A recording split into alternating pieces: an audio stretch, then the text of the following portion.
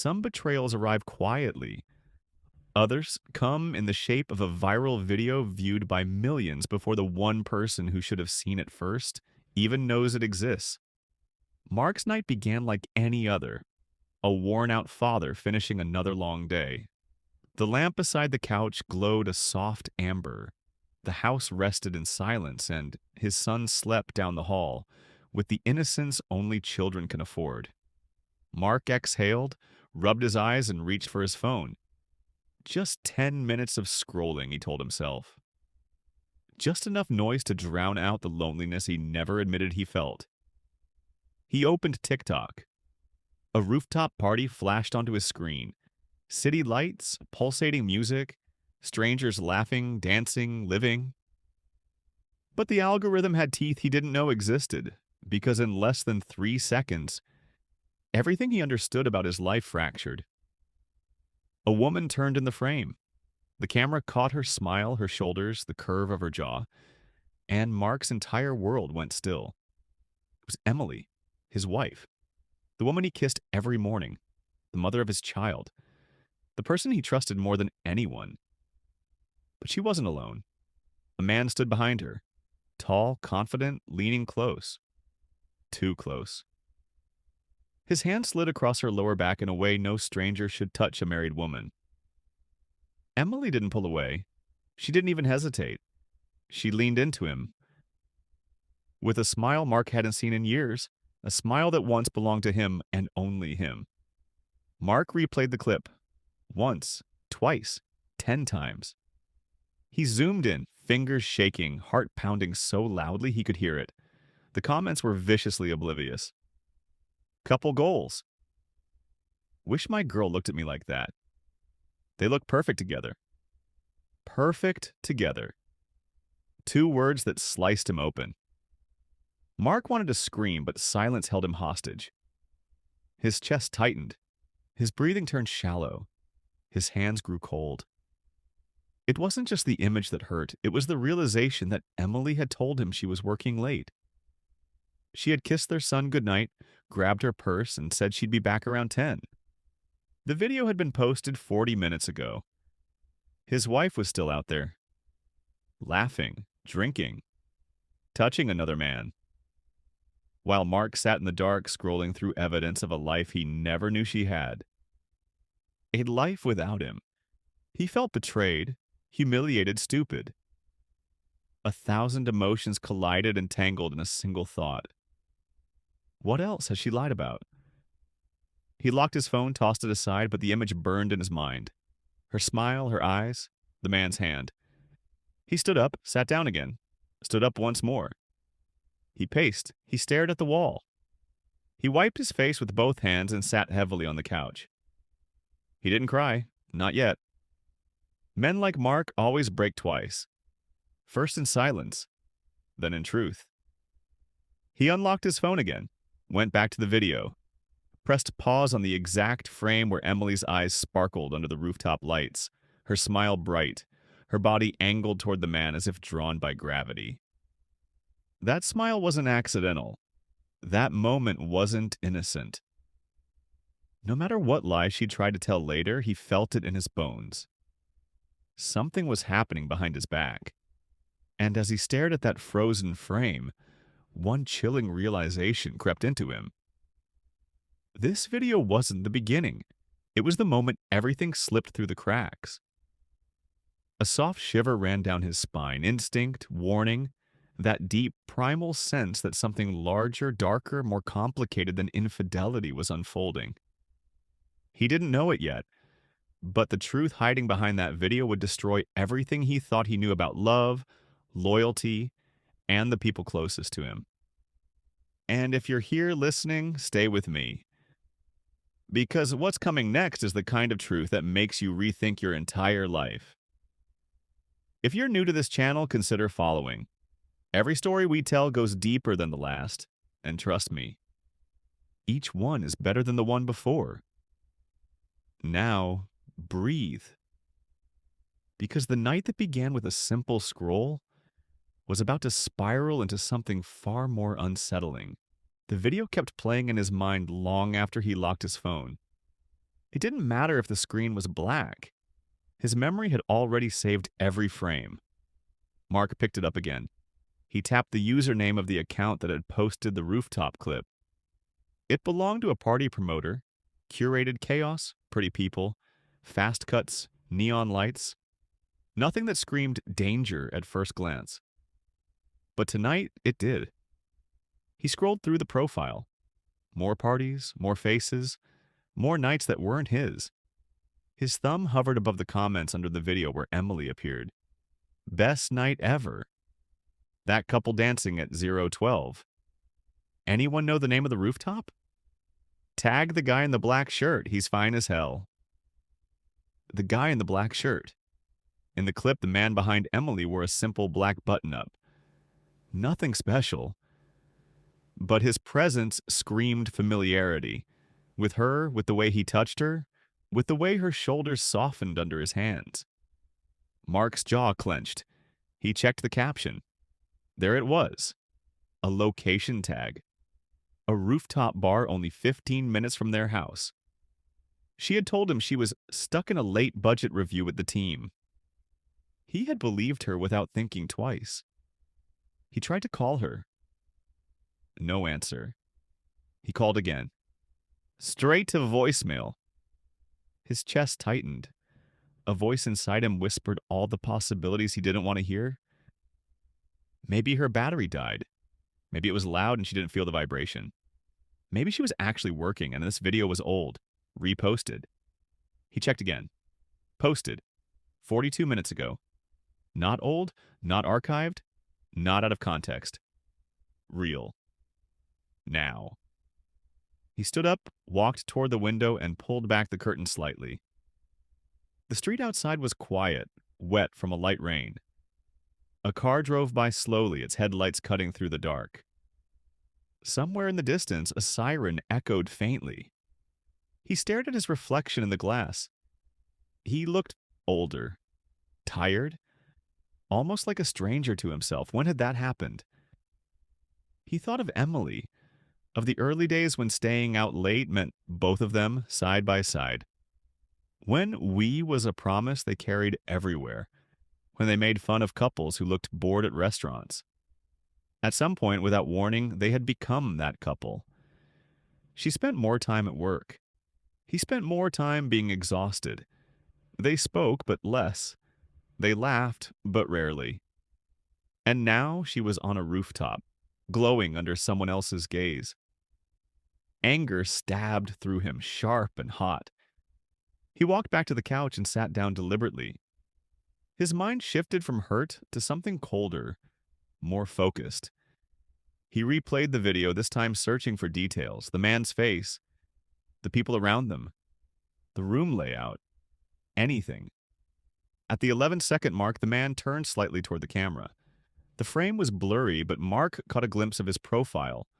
A strong jaw, dark hair, a small scar at his left eyebrow. Not someone from their circle. Not a coworker he recognized from parties or Christmas dinners. A stranger. Intimate with his wife. But then something else caught his eye. On the man's wrist, under the cuff of his sleeve, a small, simple tattoo. A crescent moon, barely visible when he raised his hand to brush hair from Emily's face. Mark paused, zoomed in. There it was again. A crescent moon. He swallowed hard. Months ago, Emily had shown him a picture on her phone. I've always liked this, she'd said. A delicate crescent moon tattoo. It feels peaceful. She had never gotten it, but he hadn't forgotten the way she stared at that image. Now, the man from the rooftop carried that same symbol on his skin. Coincidence? Maybe, but his gut didn't think so. His phone buzzed. A message from Emily. Hey, sorry, meeting ran longer than expected. Almost done. Don't wait up if you're tired. The lie burned. So simple, so casual, so practiced. He read it 3 times, then looked at the paused frame of her at the rooftop. She was lying to him in real time while dancing in someone else's arms. His fingers hovered over the keyboard. He could have sent the video. He could have asked, "Is this the meeting?" He could have ripped off the bandage right then. Instead, he typed, "Okay, drive safe." Why? Because he needed more than suspicion. He needed the truth. And the truth, he knew, doesn't always show up when you shout at it. Sometimes it comes when you listen in the quiet. The front door clicked open at 11:38 p.m. Mark muted the TV. He had turned it on at some point just to fill the silence and pretended to scroll randomly on his phone, though his mind was a war zone. Emily stepped in. Her hair was slightly messy, pieces falling around her face. Her cheeks were flushed from the cold night air. Or from something else. Her perfume lingered in the room, stronger than usual, floral and expensive. She dropped her bag on the entry table and kicked off her heels. "Hey!" she smiled, the kind of casual smile that made his stomach twist now. "You're still up." "Yeah," he replied, forcing his voice steady. "Couldn't sleep." She walked over and kissed him softly on the forehead, like a mother would to a child. It wasn't the kiss of a woman on fire. It was habit, routine, a gesture done on autopilot. "How was the meeting?" he asked, eyes staying on the screen, pretending not to care. She exhaled and rolled her shoulders. "Long, boring, same numbers, same arguments. You know how it is." He nodded slowly. "Yeah, I know." Her phone buzzed. She glanced at it quickly, then flipped it face down on the table. Too quickly. Something inside him flinched. "Hungry?" he asked. "Not really. We had snacks in the conference room." She moved toward the hallway. "I'm going to shower. I smell like office and coffee." He almost said it then. He almost shouted, "You smell like a rooftop in a stranger's hands." But again, he didn't. He watched her disappear down the hall, watched the bathroom light turn on, heard the water begin to run. His heart pounded so loudly he could feel it in his throat. He grabbed his phone and opened the video again. The same party, the same rooftop, the same red dress, the same man. He noticed something new this time. When Emily laughed, really laughed, she tilted her head back and covered her mouth with her hand, a habit she still had. But toward the end of the clip, right before it cut off, he saw her do another familiar gesture. She reached toward her neck, touching a small silver necklace. The necklace he had given her on their 5th anniversary. In the video, she wasn't wearing it. His eyes widened. He stood up and walked to the bedroom. On her nightstand, there it was. The necklace resting in a small ceramic dish, tangled softly around itself. She had taken it off before going out. Before the meeting, before the rooftop. Why? Why would she remove the one piece of jewelry that clearly marked her as married in every memory he had of her? It felt symbolic, maybe even intentional, as if she had been peeling off her life with him, piece by piece. He went back to the living room, his mind spiraling into darker places. How long had this been going on? Did she love this man? Did she ever plan on telling him? Or worse, had she already emotionally left and he was just the last one to notice? If you've ever felt that something was wrong but couldn't prove it, you know exactly where Mark stood in that moment. Suspicion is a slow poison. It eats you from the inside long before anyone sees the symptoms. If this story is gripping you, don't let go. Stay, listen. And if you haven't yet, follow this channel. Every story here is built to pull you into the lives of ordinary people facing impossible truths. And each video goes deeper than the last, step by step, like we're doing now. Because what Mark was about to do next would change everything. He waited until Emily finished showering. She came out in her oversized t-shirt, the one with fading letters from some old vacation. She looked soft, familiar, safe. The contrast between that and the woman in the red dress made his head spin. She lay down beside him in bed and reached for her phone. Her fingers moved fast, screen reflecting in her eyes. A faint smile tugged at the corner of her lips. She turned slightly away, like she always did when scrolling in bed. "Who are you texting?" The question slipped out before he could stop it. She stiffened for half a second, just enough to notice. "Just the team. We're finalizing a few numbers." "At midnight?" he asked gently. She hesitated, then laughed it off. "You know how it is. Deadlines don't sleep." He watched her type a few more words, then locked the screen. "Do you trust me?" she asked suddenly, not looking at him.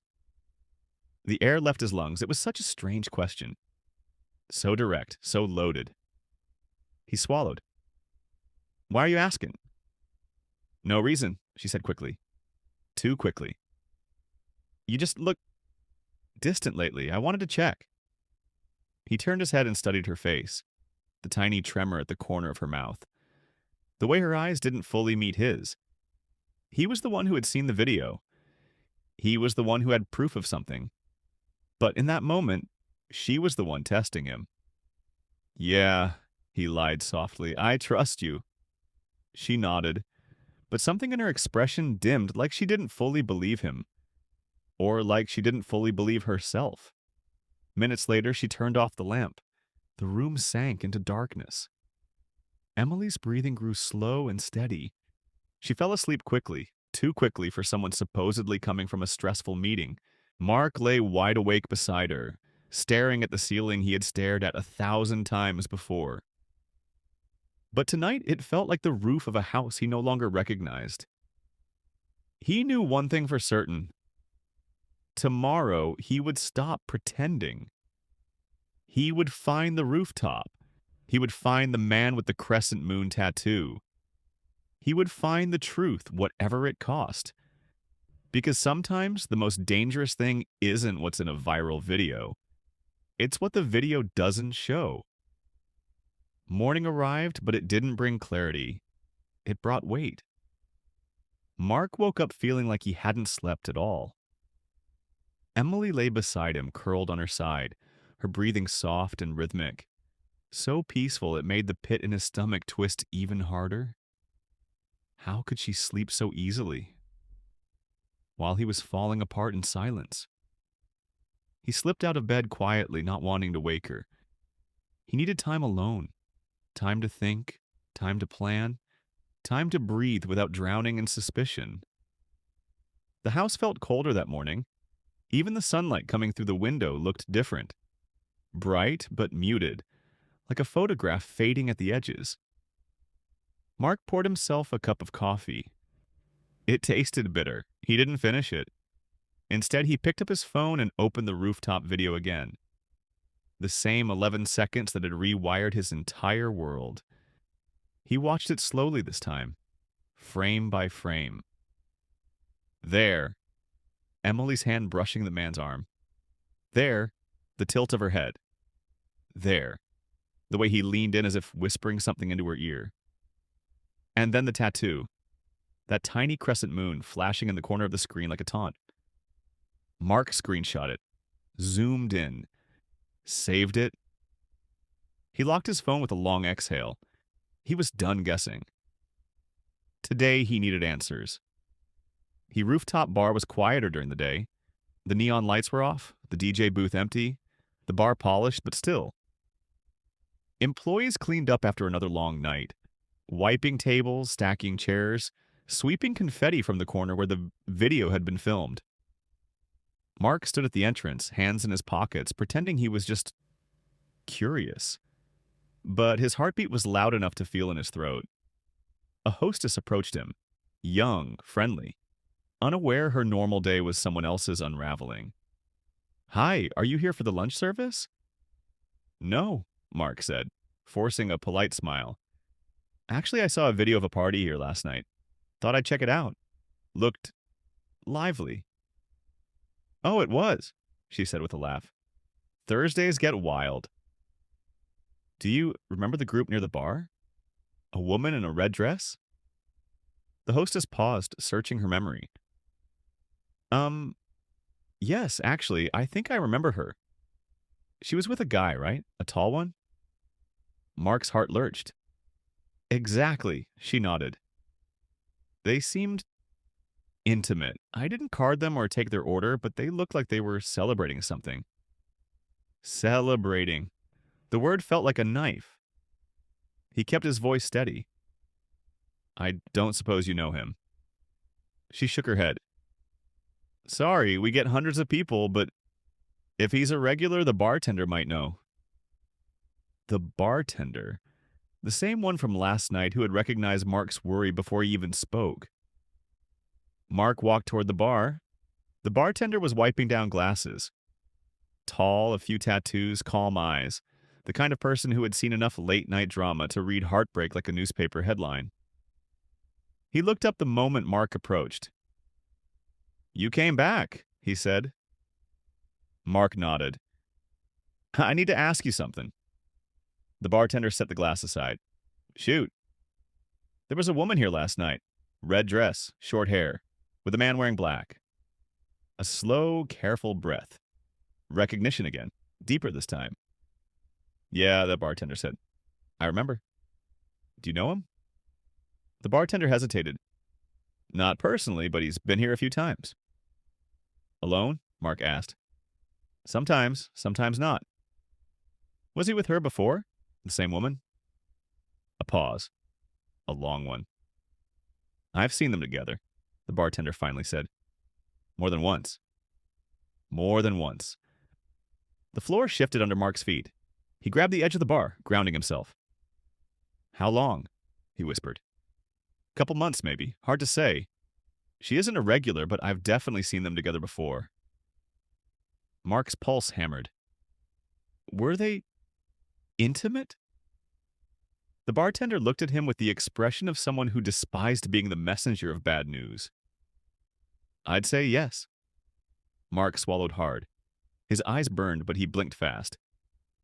And last night? He forced out. Did they leave together? Yes, the bartender said quietly.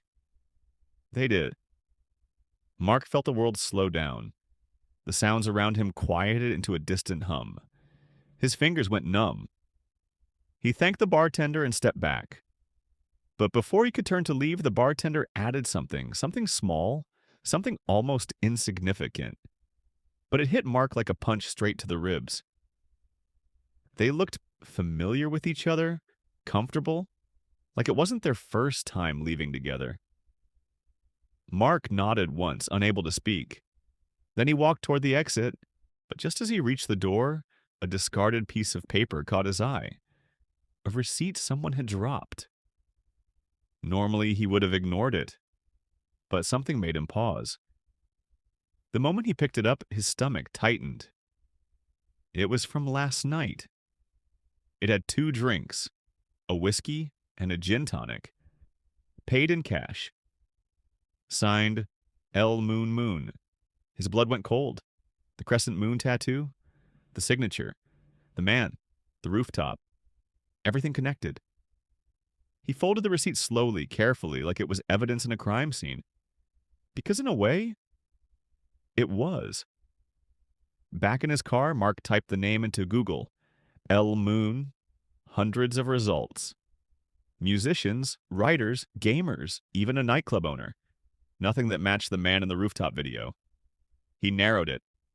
L. Moon tattoo, crescent moon wrist tattoo, L. Moon City. Still nothing. Then, almost on accident, he clicked the rooftop's Instagram page. And there, in a photo carousel from last week's event, he saw her, Emily, standing near the same corner where the viral video had been filmed. Next to her, half turned away from the camera, the man. But in this photo, he wasn't blurry. His profile was clear, distinct, recognizable. Mark zoomed in, and his stomach dropped. Because he knew that face. He didn't know how, or from where. But he had seen him before. Somewhere in the shadows of their life. Somewhere close. Maybe a school event. Maybe at the grocery store. Maybe on the street. Or maybe far closer than Mark ever imagined. Something inside him whispered, "This man isn't a stranger. He's part of something you never saw coming." Mark drove home in silence, the world outside passing like a blur. Inside him, however, the noise was deafening. Fear, anger, panic, confusion. He parked the car, walked to the front door, stopped. Because sitting right there on the porch mat was a small white envelope with no name. He picked it up, opened it. Inside there was only one thing, a printed screenshot of the same viral video, but not just any frame, a specific one. The frame where the man's hand rested on Emily's waist, and on the bottom corner, written in pen, 4 chilling words: "You deserve the truth." Mark's knees almost buckled. Someone knew. Someone was watching. Someone wanted him to see everything, but why? And who? Before he could process it, his phone buzzed. A message from an unknown number. "If you want answers, come alone. Tonight, 10:30 p.m." It included an address, a part of town Mark had never been to. Abandoned warehouses, no shops, no streetlights. Something far darker was happening than he had imagined, and whatever waited for him at that address was going to change everything. The address sat in Mark's phone like a threat, or a promise, or both. All day, he tried to act normal, to speak to Emily without trembling, to play with his son without drifting into the darkness of his thoughts, to swallow the terror clawing at the inside of his chest. But the envelope, the message, the screenshot, someone out there wasn't just watching his life collapse, they were pushing it.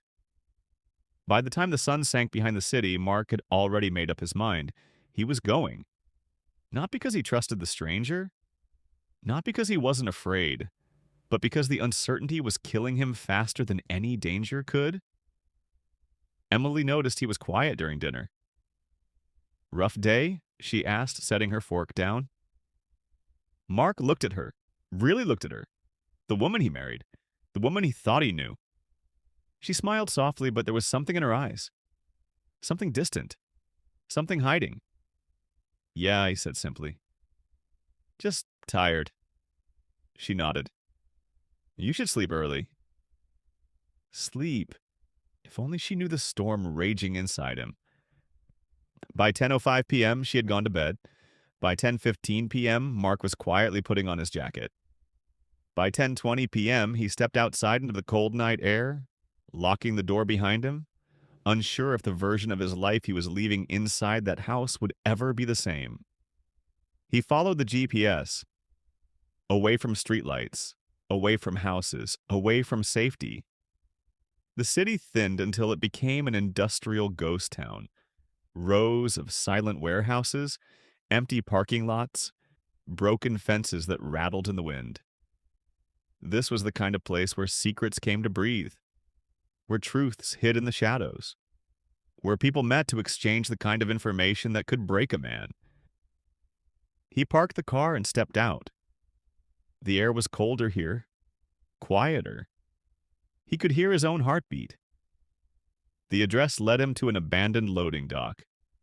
One light flickered above a rusted metal door, casting long shadows across the cracked pavement. He checked the message again. "Come alone." He was. He approached slowly, hands slightly trembling, not out of fear of violence, but fear of what he might learn. As he reached the door, it opened from the inside. A man stepped out. Tall, leaning into the light just enough for his features to form, and Mark's stomach dropped. It was the bartender. "You," Mark whispered. The man nodded. "Come in. We don't have much time." The warehouse was vast and empty, lit only by a few hanging bulbs. Their dim glow cut shadows into sharp angles, and the sound of each footstep echoed like a warning. The bartender gestured toward a small table with 2 metal chairs. "Sit," he said. Mark did. The bartender sat across from him, staring at him for a few long seconds, studying him, measuring him, deciding how much truth he could handle. "You're here because you deserve answers," the man finally said. Mark clenched his jaw. "Then give them to me." The bartender took a slow breath. "That man in the video, the one with the crescent moon tattoo." "Who is he?"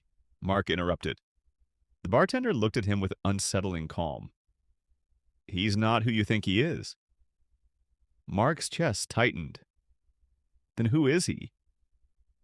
"He's someone Emily has known for a long time," the bartender said carefully. "Longer than you've been aware?" A blade of cold slid down Mark's spine. "How long?" he asked, voice barely above a whisper. "Years. Years." The air left his lungs, not weeks, not months, years.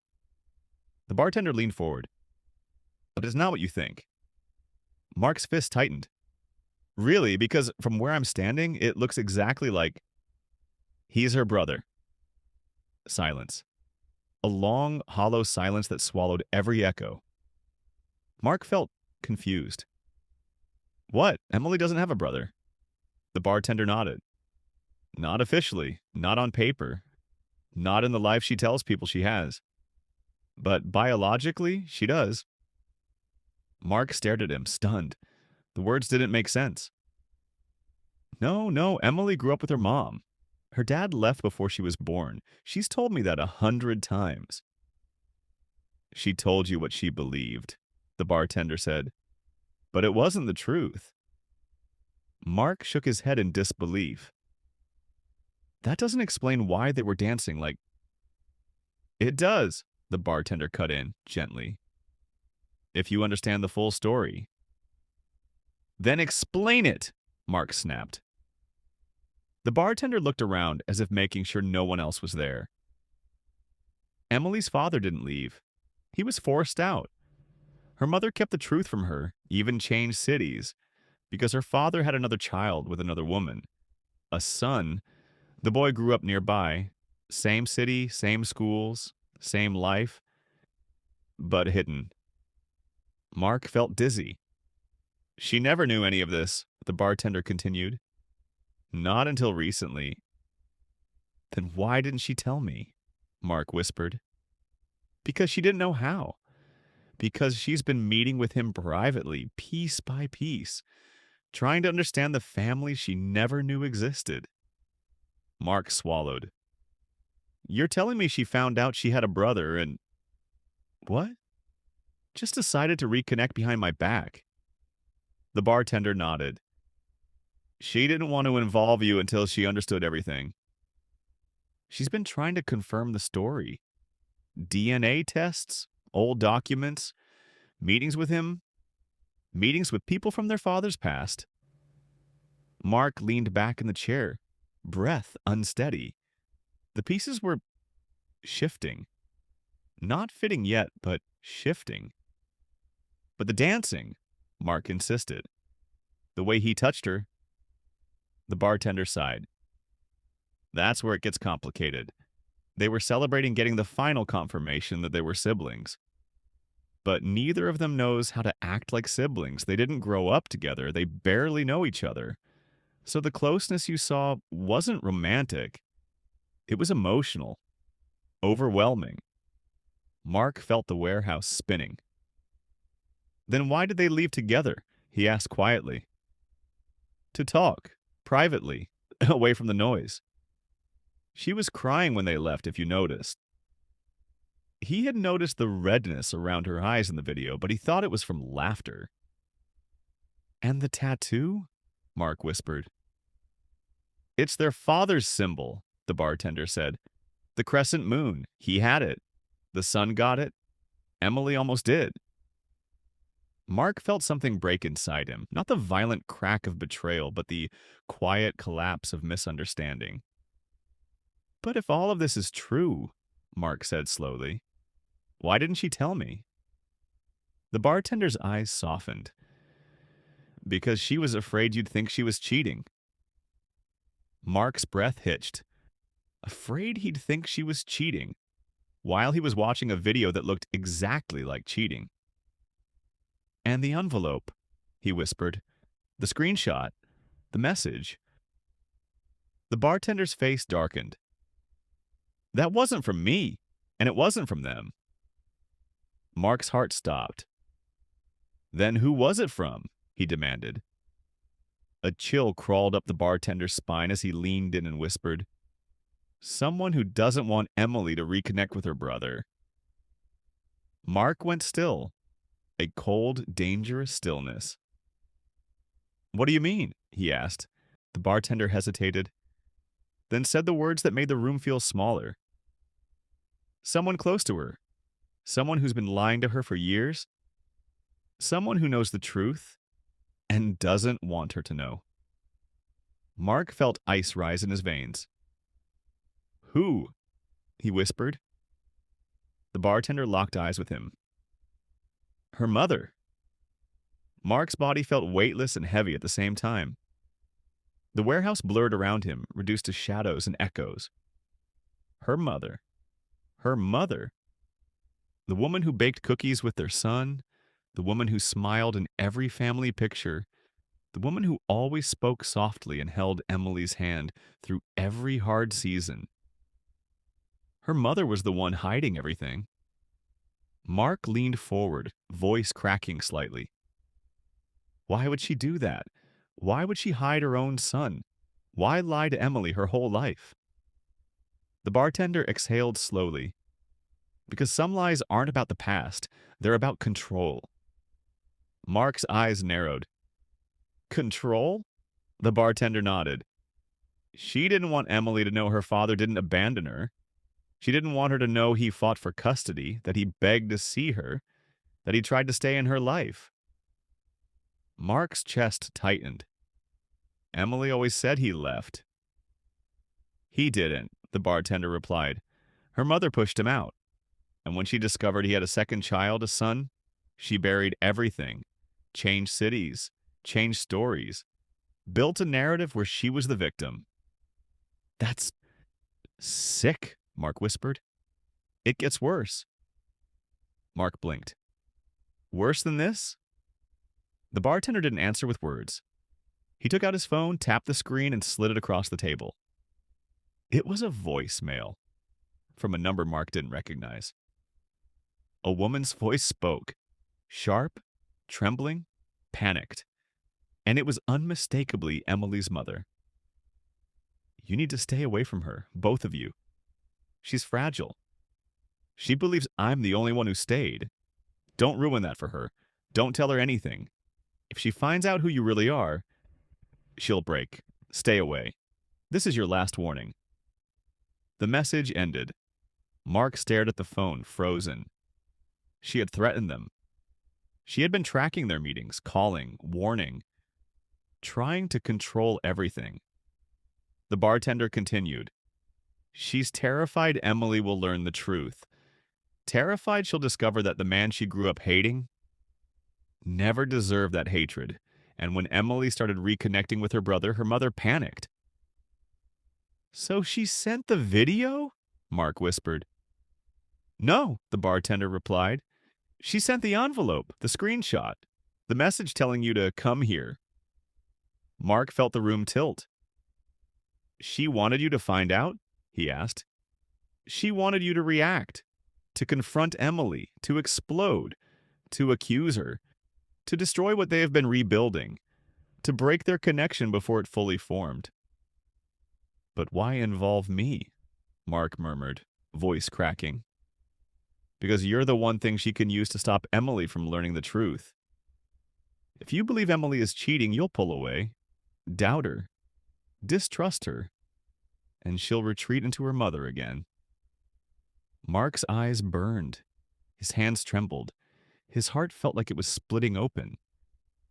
All this time, the rooftop, the dancing, the secrecy. It wasn't betrayal. It wasn't infidelity.